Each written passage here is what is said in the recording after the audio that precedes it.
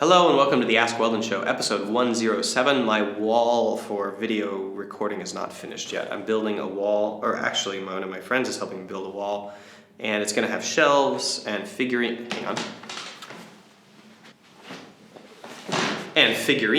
and things on it that are cool to look at and entertaining.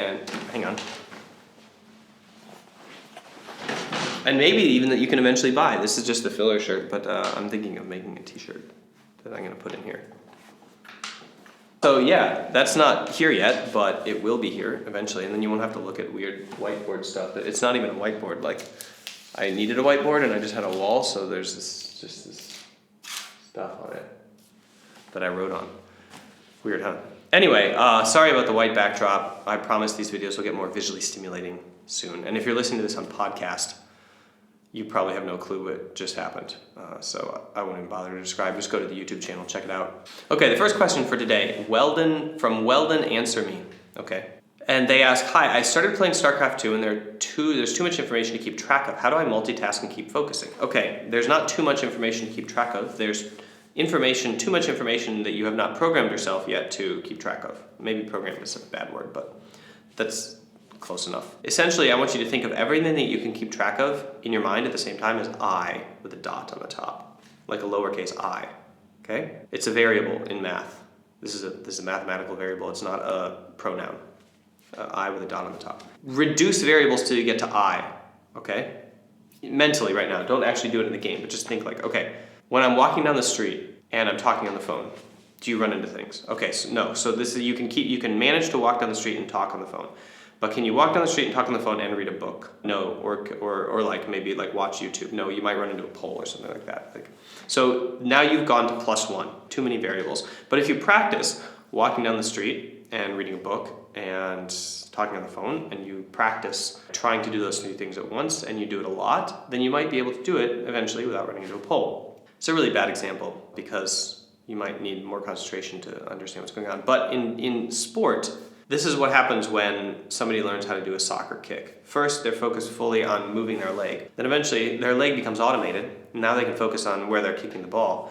And then that becomes automated, and then they can focus on the defenders and kicking it at the right time. And then they can focus on, they don't need to think about the defenders, that's automated. Where they're kicking the ball is automated.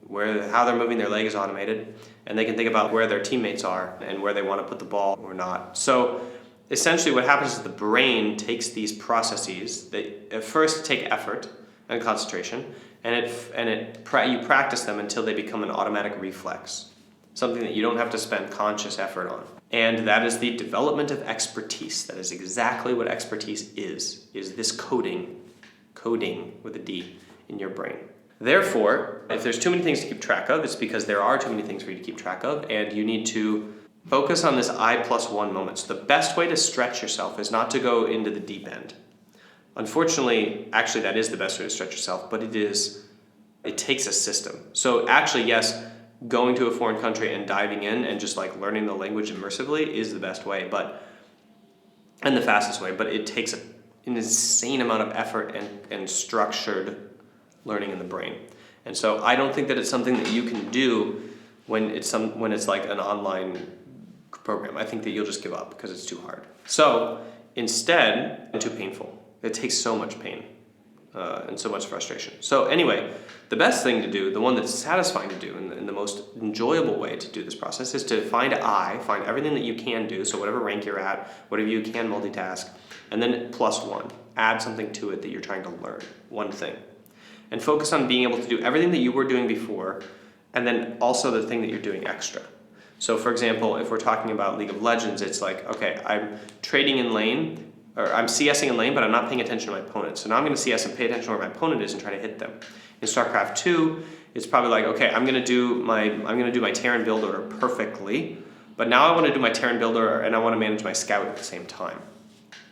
Or I'm Protoss and I'm doing my Protoss build order perfectly, but now I want to do it while I'm managing my scout and actually harassing them with my scout at the same time. So here's your +1, right? And eventually you'll get good at doing that. And then you add another +1.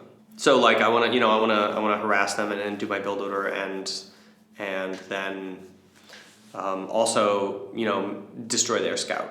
harass their scout, or like time it so that I trap them in the middle line, and so that they're all of a sudden they can't get out, and I kill their scout. So you're doing 3 things at once, and at the same time you're not messing up. And so this is kind of how you layer on complexity in a way that is progressive and allows you to stretch your mind to incorporate those things in an automatic way. Okay, the next question is from Supim Edu, and they ask, what makes a top-tier jungle player? How do I study pro-level solo queue jungling? Is it different in different brackets of play? Probably. Okay, so now I'm gonna suggest the opposite of what I talked about in the last question, which is the I+1. Don't pay attention to junglers all the way up. Only pay attention to pro-level jungling. So I suggest here you jump in the deep end, essentially. Like, you should be watching pro streams or streams of high-level players that talk about their thought process and their internal thinking and their teaching, because you want to embed like key principles of high-level play. But then, if you get coached, if you have somebody analyze your game and tell you what to do next, it should be somebody who's like just above you in rank. It should be somebody who's one division above you. Because they're going to be closer to the stage you're in to understand what comes next. But the model that you should build on is the perfect one. You shouldn't build on a suboptimal model.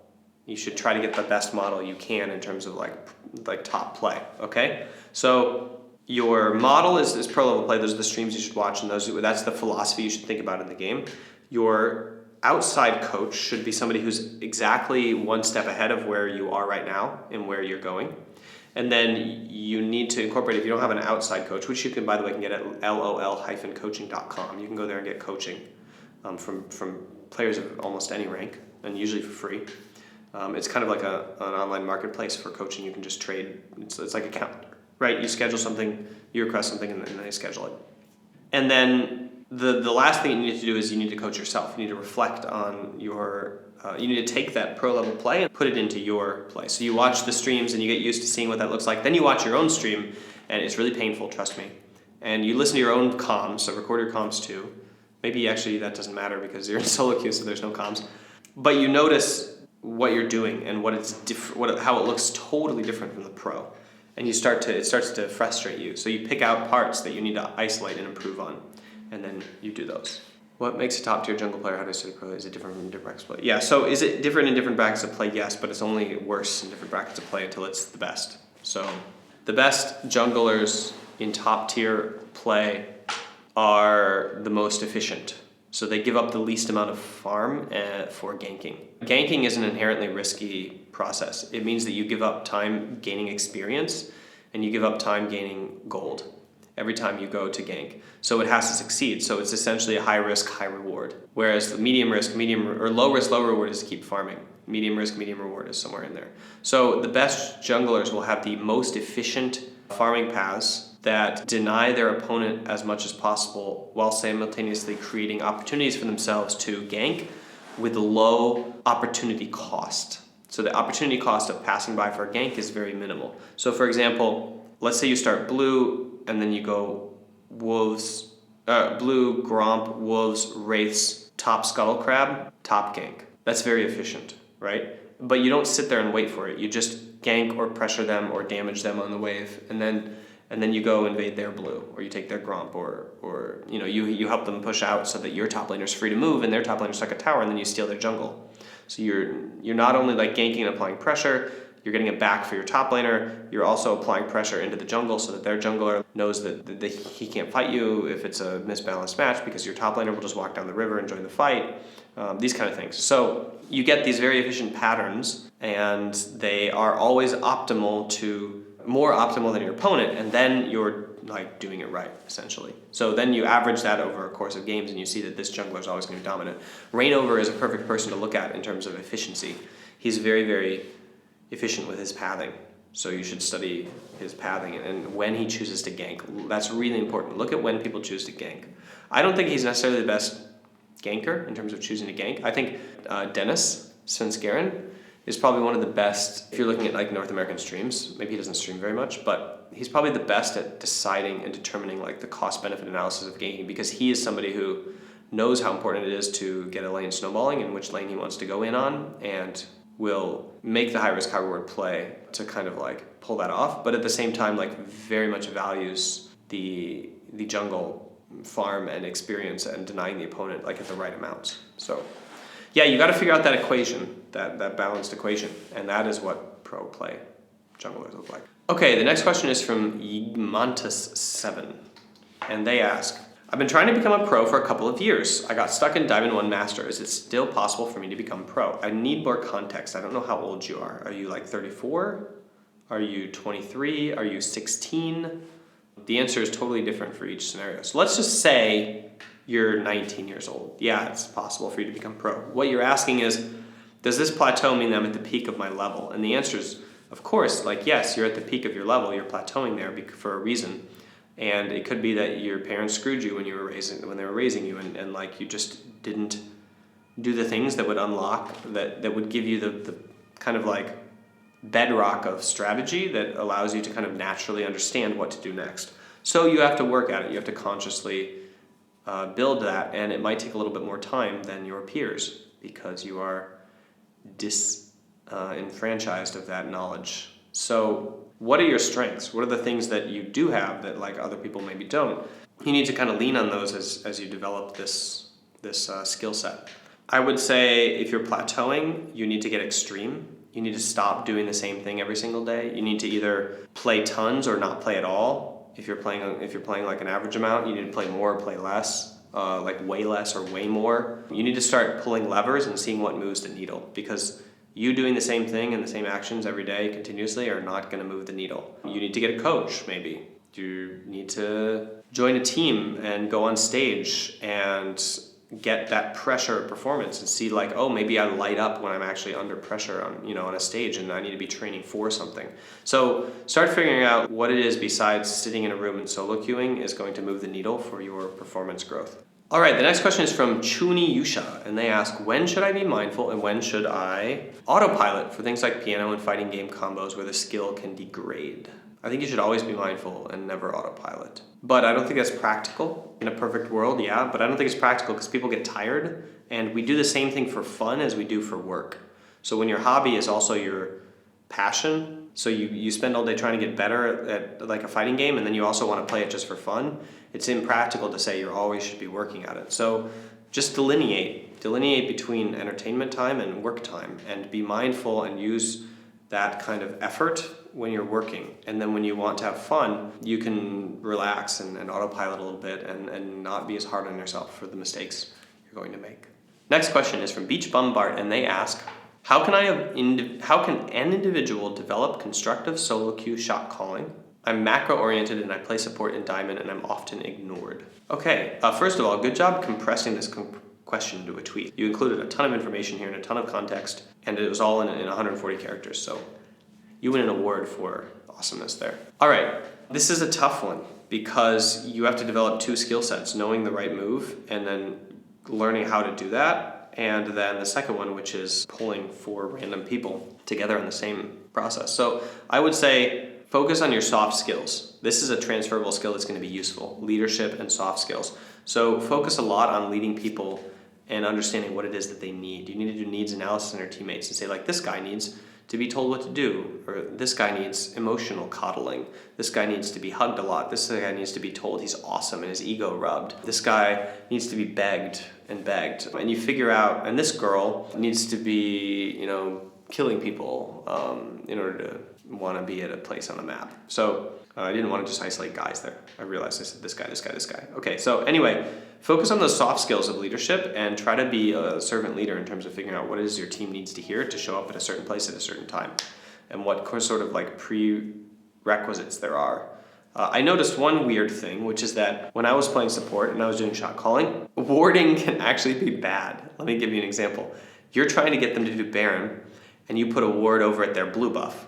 Let's say you're blue side, so their blue buff is on the opposite side of the map, and you put a ward, and you want to do Baron, so you have a ward at blue buff. You're trying to pull the team to Baron, and then one of our opponents walks into the blue buff area, and the mid laner just goes, I'm gonna go kill this guy, takes his blue buff, and he wanders off. Because he has vision of the person. So that ward actually screwed your plan, okay? So when I'm focused on shot calling a solo queue, and I want the team at a specific place, a specific time, I make sure I don't have wards on other areas of the map that will distract them from the core objective, right? I put the pink ward at Baron and I layer some wards like shallowly in their jungle to try to get the team to be shallow on Baron and not deep in their jungle. I think in some sort of weird obtuse way, it's almost dangerous to put deep wards, because what it does is it draws your team to that vision area. So people are drawn to that because they want to lay a trap, right? And then they're in the wrong position. So you need to like create a vision bastion to draw your team like magnetically, and then extend that bastion when they are with you there, and you are going to be all together like in the full extent of your like vision extension. So I would play champions that are good at that are good at like containing a ton of vision in their body, such as like Zyra, who has the plants, and things that can check bushes like Soraka. Maybe that's a bad example, but and then I would say prioritize getting a ruby sightstone so you have more wards, so that you can actually and always make sure you carry 2 pinks so that you can start off by coordinating your team around a vision area. You don't take other vision elsewhere, and then you very carefully and greedily, with your wards by the way, extend that vision with your team as a kind of drawing mechanism. So that's one way in solo queue to make sure that you don't have headless chickens running around, is to not give them too much information about where the opponents are. You might know that your top laner is going to split push bottom all the way into the nexus, and it's going to be dangerous, and he needs a ward there, but you literally can't ward there, because then your mid laner will wander off into that side of the jungle to fight somebody that he sees on that vision for some stupid reason. So yeah, if you're in lower ranks, it's important to do vision just enough in the proper area for what's necessary, and because the other vision will just distract them. They're not good enough at the game. As you get higher ranked, it's better.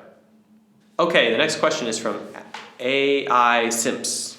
And they ask, one of my housemates likes to watch me play League. I enjoy the company, but it makes me play worse. How do I play well? This is good. This is really good. Your ability to play well when he's watching you is conditional on, is a performance. It's a performance aspect. You are now performing. It's kind of like streaming. People play differently when they stream. It's harder.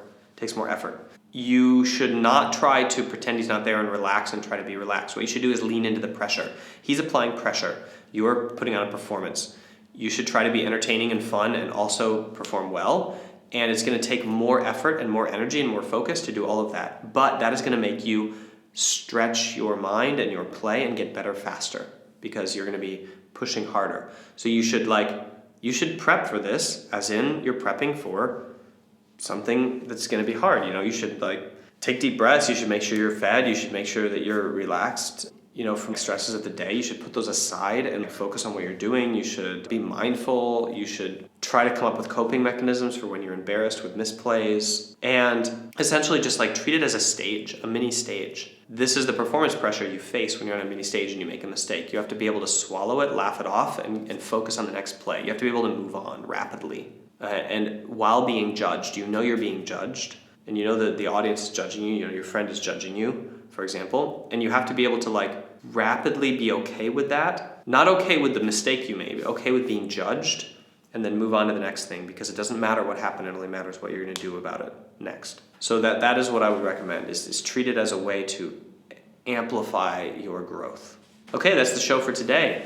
And thanks for stopping by. Make sure that you subscribe so that you get all of the future awesome videos about this, and check out my Mac program, mindgames.gg/MAC. There's a link down below. I talked about it a lot at the end of the show yesterday, but I also wanted to recommend that you join my mailing list. So it's called Weldon's List, and there's a link down below. And in this list, I send you my best of. So I have, my most popular blog post on my website, my most popular video, a training course that I made 3 years ago called Foundations, Mind Games Foundations Training, which was really popular, and so I've compiled it into this list. All of these various, my favorite tools and my favorite tricks, the things that I do that have made the biggest impact on the most number of people, are all found there. So it's kind of like an answer to the question, what do I do next? And a lot of the questions that are on the YouTube show would be answered if you were on that list and reading it. And then it's kind of like a magazine coming to your inbox, because I mostly just try to write everything out there. I'm not sending you off to a blog link or anything. I just construct it for you to read on your phone while you're on the bus, or sitting in math class bored and can't watch a video because the teacher will notice. So make sure that you subscribe to my list, and you will get kind of that best of content. And then every once in a while, I try to send out information about what I've been doing this week and the most interesting things that I came across on the web. Tools, tricks of the trade, and other interesting things like that. So yeah, be sure to sign up to Weldon's list down below.